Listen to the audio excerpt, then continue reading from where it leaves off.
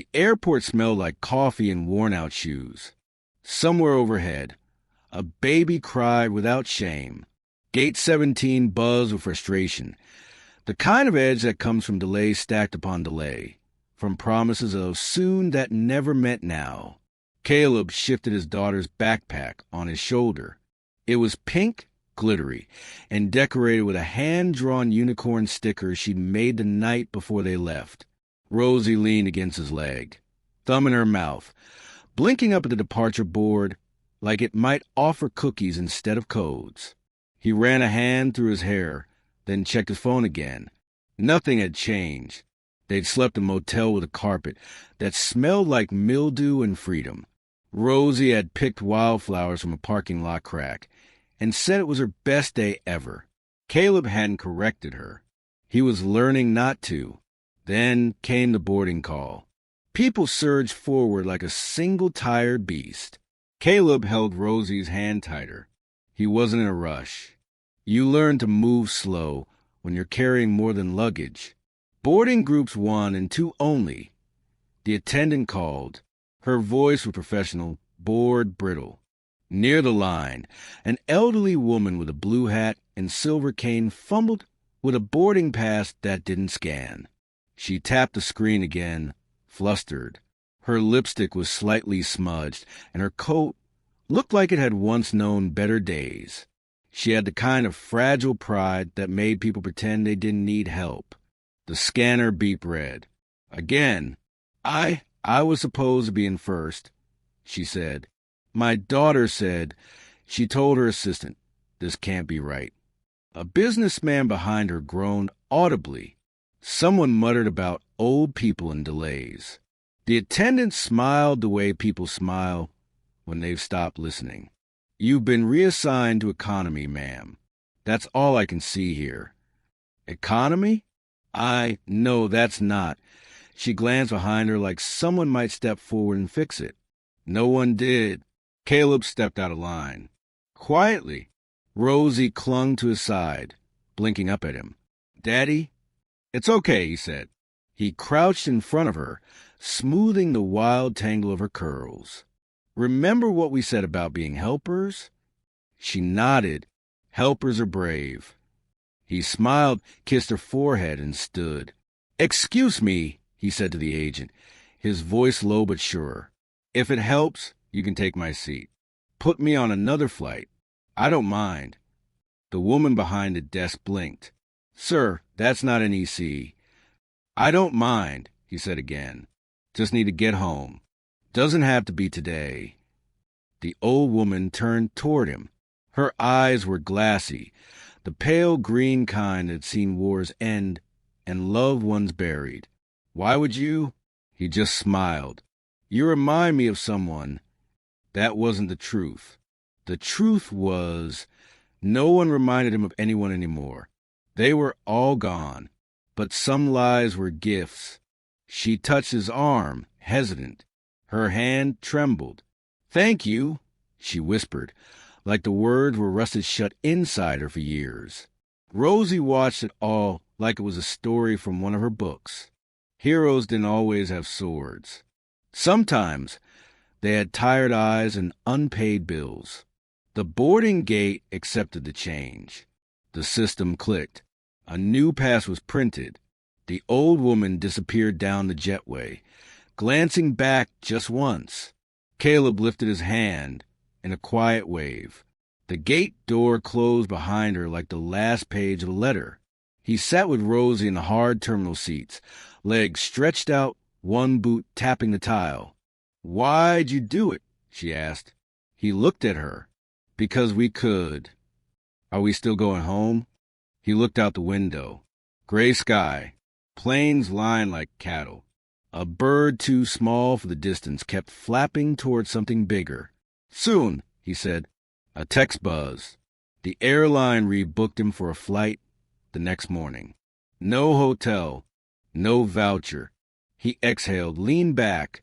Rosie curled beside him and laid her head on his lap. Her unicorn backpack served as a pillow. He took off his jacket, folding it under her. Around them, Announcements droned and feet scuffed the floor. But for a while, the world narrowed to a sleeping child and a man watching the light go soft beyond the glass. Across the airport, someone watched him. The woman had eyes that saw too much and said too little. Her heels clicked once against the polished floor. She didn't approach, just observed. Then she turned and made a call. Later, when the janitor came by, she nodded at Caleb and whispered something under her breath. The janitor leaned down beside him. "Sir, there's a quiet area near family services. Nobody uses it after 9. I can show you." Caleb hesitated, then gathered Rosie in his arms. She barely stirred. He nodded his thanks. They walked slow through a maze of fluorescent lights and vending machines, past people glued to glowing screens. At the far end of the terminal, tucked behind a sliding door and a mural of smiling clouds, they found a room with dim lights, padded chairs, and silence thick enough to hold grief. Caleb laid Rosie down, tucked a blanket around her. He sat nearby, rubbing his hands together for warmth he didn't feel. He pulled out his wallet, faded leather, stitched twice at the edges. Inside, next to Rosie's baby photo, was a letter. "To my love, if you're reading this, I didn't make it, but you did. Keep making the right kind of noise. The quiet kind. The kind that matters." He read it like a ritual. Every time he felt the old ache open like a trapdoor, he'd read it again. Quiet kindness. Called it. The kind that leaves fingerprints on souls. Rosie stirred. "Daddy, I'm here. I like the lady." "What lady?" "The one with the sparkly cane." Caleb smiled. "Me too." And then silence again. In the sky above them, a private jet sliced through the dark unnoticed. Inside, a mother whispered a name to her daughter, a name the daughter would remember. Caleb, tomorrow, everything would change. But for now, a man and his girl slept beneath humming lights in a forgotten corner of the world. And the world turned a little softer. Rain tapped the tall windows of the terminal like a polite reminder. Not a storm, just that soft, tired kind of weather that makes airports feel lonelier than they already are. Caleb sat with a paper cup of stale coffee, growing cold in his hands. Rosie was asleep again, curled in a patchwork of blanket and unicorn backpack beside him. Her little sock foot stuck out, twitching now, and then like she was dreaming of running somewhere she hadn't been yet. The lights buzzed overhead. An intercom spoke in riddles. Delayed, reassigned, maintenance required. Word that meant nothing but hours lost. He watched people pass. Businessmen with headphones. Couples fighting in whispers. A soldier holding a box wrapped in duct tape. Everyone was going somewhere. Everyone had someone or didn't. His eyes burned. He hadn't slept more than 30 minutes at a time since the motel. And even that felt like a memory carved from someone else's body. A janitor pushing a mop cart passed by again. Same woman as before. She gave a little nod this time, eyes soft, as if she remembered his face from another life. "Still here?" she asked gently. "Just until the morning," he replied. "Next flight's at 6:40. She pointed toward a vending machine alcove. "There's a family restroom with a long bench. Quietest spot in the building. If she needs a nap." He hesitated, looked down at Rosie, then nodded his thanks. Small kindnesses meant more when the world didn't owe you anything. He carried Rosie like a song that never left his arms. She barely stirred. The family restroom was warm and dim, lit by one flickering bulb. He settled her on the bench, draped a blanket over her, and sat beside her, one foot on the floor, the other tucked beneath him like he might have to spring up and protect her any second. From what? He didn't know. But that's what fathers do, even when no one's watching. In the silence, he reached into his coat pocket and pulled out the same folded letter he always carried. The paper was creased soft with memory. To my love, you made it this far without me. That's no small thing. Let her be wild but held. Let her see stars, but teach her to plant things. You don't have to be perfect, just present. He didn't cry. He'd already spent that part of himself long ago, but the ache was there like a scar under skin, familiar, invisible, constant. Rosie stirred. Can we still go home tomorrow? Yeah, baby, he whispered. Tomorrow. Promise? He looked at her eyes, half-lidded, searching for truth. Promise. In another part of the sky, the woman in the blue hat sat with her legs covered in a wool blanket. A glass of water with a lemon wedge rested on the tray beside her. The flight attendant kept offering things. She kept declining. Her daughter sat across from her, working silently on a tablet. Her eyes flicked upward every few seconds, as if checking to make sure the world was still spinning around her orbit. You always work, Martha said softly. Elena didn't answer right away. She was thinking of the man from the airport, the one her mother couldn't stop mentioning. He gave up his seat. Martha had said, "No fuss, no look at me kindness." Just did it. Elena finally glanced up. What was his name? I didn't ask, but I saw his daughter. Little thing, bright eyes. She called him Daddy like the word still meant everything. Elena closed the tablet. Why didn't you give him your seat? Martha asked. A pause. Because I didn't know I needed to, Elena said. The truth hovered in the air like mist. Back in the dim airport room, Caleb leaned his head against the cool tile wall and closed his eyes. He dreamed of Em, not as she was when the hospital lights stole her color, but before, laughing barefoot in the backyard, hair tied up, arms around his waist as they danced without music. When he woke, it was morning. The airport still smelled like too many people and nowhere to be. Rosie yawned. Her hair stuck up in all directions. She looked like a wildflower fighting through cracks. I dreamed we were on a shiny plane, she said. The kind where the windows don't even have shades. Sounds fancy. We were drinking juice in glass cups, she added. You had on a shirt with buttons. He chuckled. Guess it was a dream then. They walked to the gate hand in hand. Caleb's phone buzzed. A message from the airline. You've been upgraded. Business class. Enjoy your flight. He stared at it. Blinked. What's it say? Rosie asked. He handed it to her. She read it aloud, slow, sounding out the words. Her eyes went wide. Does this mean we get juice in glass cups? Maybe, he said. He looked around. Who? Why? There was no name attached to the upgrade. No explanation. Just a quiet thank you from the universe. They boarded early. Their seats were wide and quiet near the front. A flight attendant offered water. Rosie beamed. Caleb sat back, unsure how to exist in comfort. He glanced at the window. Outside, across the tarmac, a private jet gleamed under the rising sun, and in it, a woman watched a little girl press her nose to glass, eyes wide with wonder.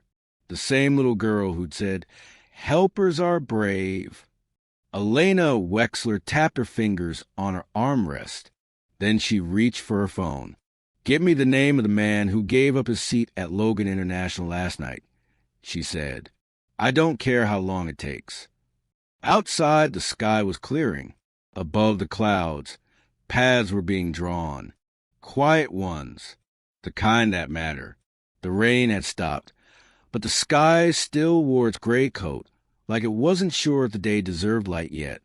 In the terminal, filtered sunlight bled through smudged glass, casting faint reflections of passengers who had nowhere else to be.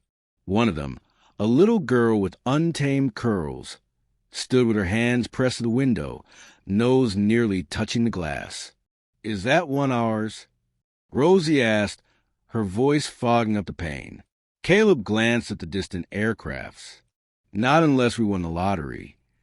She laughed, the kind of laugh that made people turn their heads. And remember, that joy didn't need permission. He carried her backpack on one shoulder, worn denim jacket zipped halfway up. His boots had more road than tread left in them, but they held him steady, like always. Their flight was delayed again. Gate changed twice. Caleb didn't complain. He bought Rosie a hot chocolate with whipped cream and a single marshmallow. They sat near Gate 14, tucked into the corner by a plastic plant. A quiet place. That's where she found them. Not the universe. Not fate. Her. Elena Wexler wore no designer label visible to the eye. Just jeans, boots, and a scarf wrapped like armor. Her sunglasses had tired eyes. Her movements were practiced, measured without being stiff. She didn't look like a billionaire. She looked like a woman who hadn't cried in public in 20 years.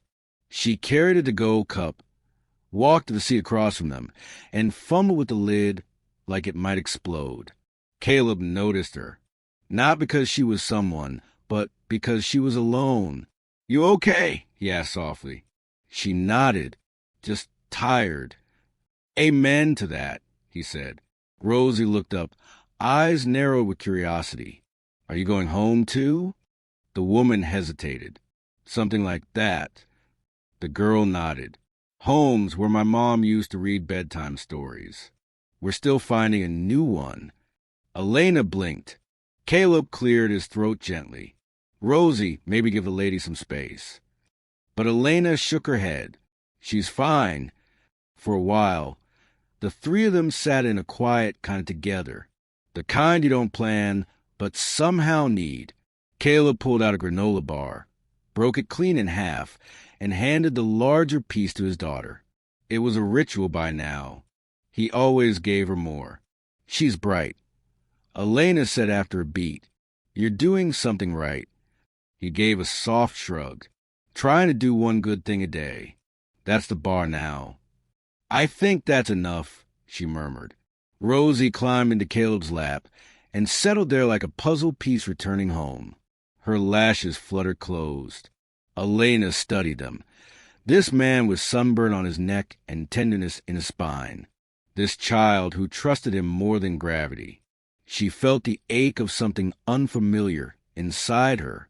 Not envy. Not quite longing either. Memory, maybe?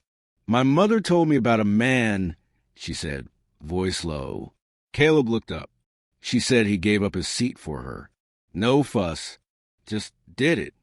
He nodded slowly. She seemed like she needed it more. She said he was the kind of man who didn't know what he was worth. Elena said, a strange lilt in her voice. She said she hadn't felt seen like that in years. Caleb didn't reply. "Was that you?" He looked down at Rosie. "Yeah, that was us." Elena leaned back in the plastic seat. "She's been my compass my whole life, even when we don't always point the same way." "I get that," Caleb said. "My daughter's the reason I still know which way is up." Another silence. Comfortable. The boarding call finally came through. Their names echoed across the loudspeaker. Elena stood. "Come with me?" Caleb blinked. "Pardon?" "Don't get on that flight. Come with me instead." He stood slowly, careful not to wake Rosie. "Look, I appreciate whatever this is, but we can't." She turned, just enough for him to follow her gaze. Outside the window, at a private hangar across the tarmac, a sleek jet sat idle beneath a fresh blue patch of sky. Its tail number gleamed in the morning sun. Rosie stirred and looked up. "Is that the shiny one from my dream?" Elena smiled. Caleb swallowed. "I don't understand." "You don't have to," she said. "Not yet. Just trust me." He hesitated. He was a man who measured risk in footsteps and trust in years. But something in her voice, it wasn't rich or persuasive. It was tired, honest. He looked at Rosie. "You want to ride the shiny plane?" She grinned sleepily. "Yes, please." He looked at Elena. You do this often? She shook her head. No, never. A black SUV met them at the side gate. No reporters. No red carpet. Just a quiet crew that knew better than to ask questions.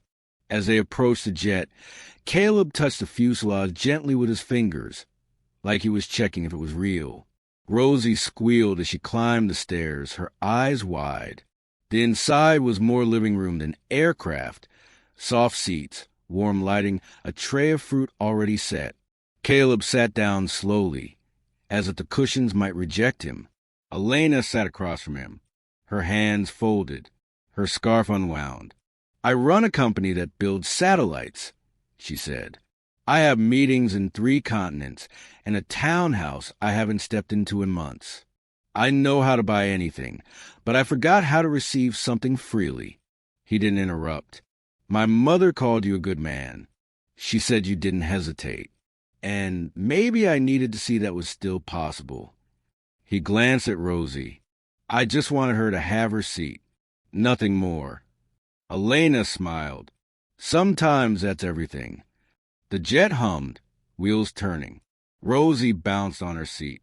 Do we get juice in glass cups? Elena nodded toward the attendant. You heard her. As the plane lifted, Caleb looked out the window. Clouds drifted like distant memories. The sky opened like a promise. He sat quietly, one hand resting on his daughter's head. Elena reached into her bag and pulled out a folded paper. My mother wrote something. For you. Caleb took the note.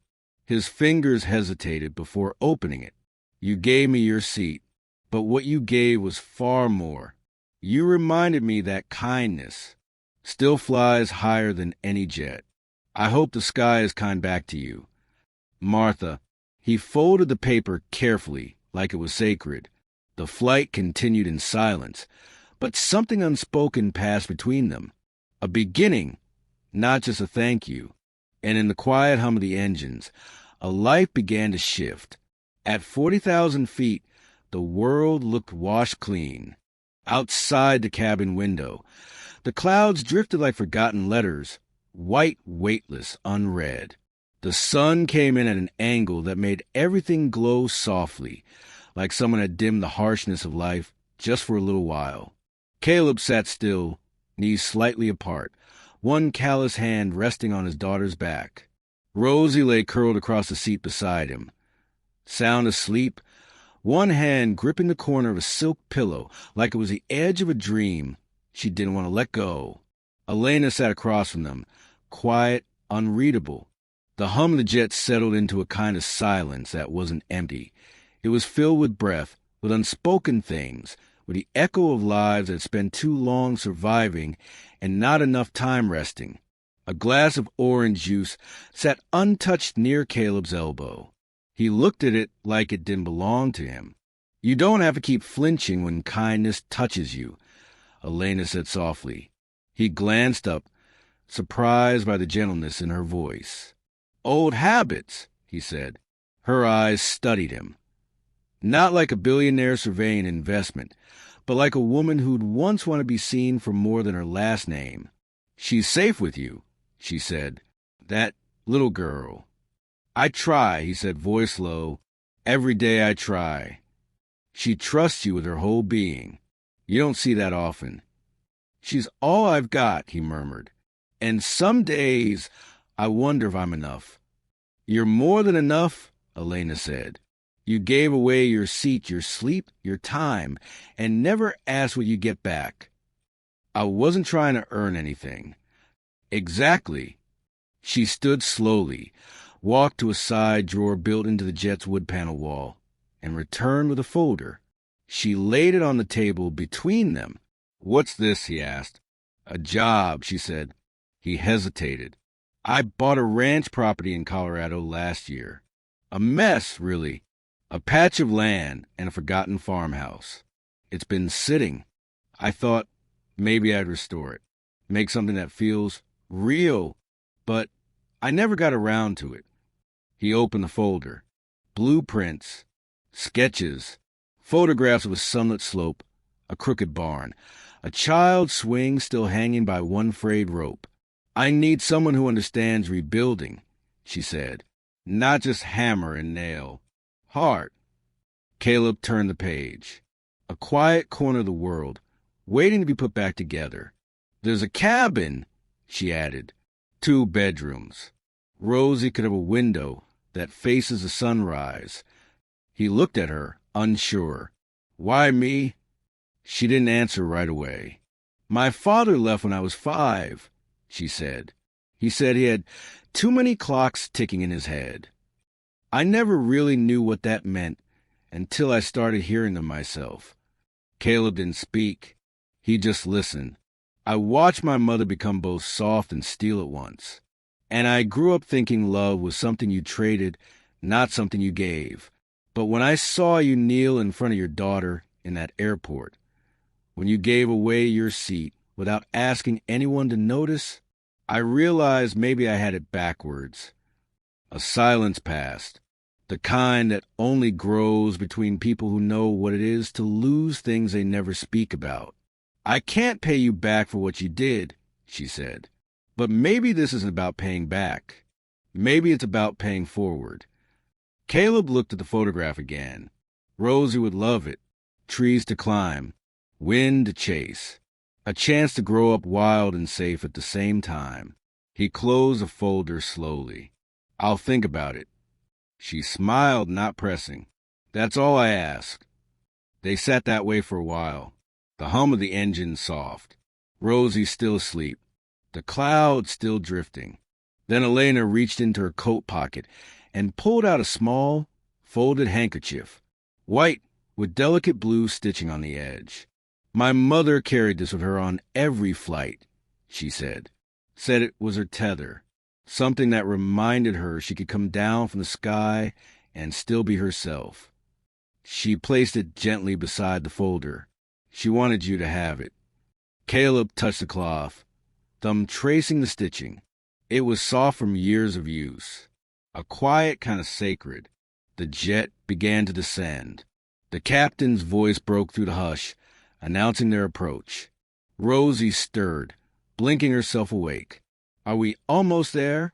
Almost, Caleb whispered. She sat up, rubbing her eyes, then looked out the window. I see trees. Good trees, Elena said. The kind that keep secrets. Rosie smiled. I like secrets. I bet you do. The wheels touched down like a breath exhaled. As they taxied toward the private hangar, Caleb gathered Rosie's things. Her blanket, her backpack, a pink ribbon she dropped beneath the seat. He moved slowly, like this moment might slip if he hurried. Before they exited, Elena turned to him one last time. If you say yes, she said, you won't owe me anything. Not rent, not loyalty. Just keep being who you are. He nodded once, and then they stepped down the stairs, sunlight kissing their faces. Caleb paused at the bottom, turned his face toward the wind, and breathed it in. It smelled like soil and newness.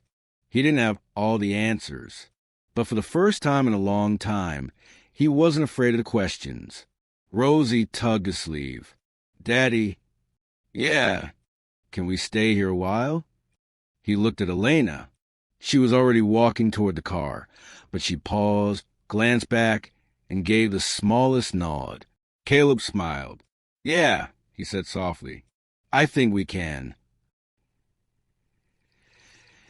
If stories like this speak to your soul, tap subscribe for more, and please tell us how would you rate this one. These stories matter, and so do you.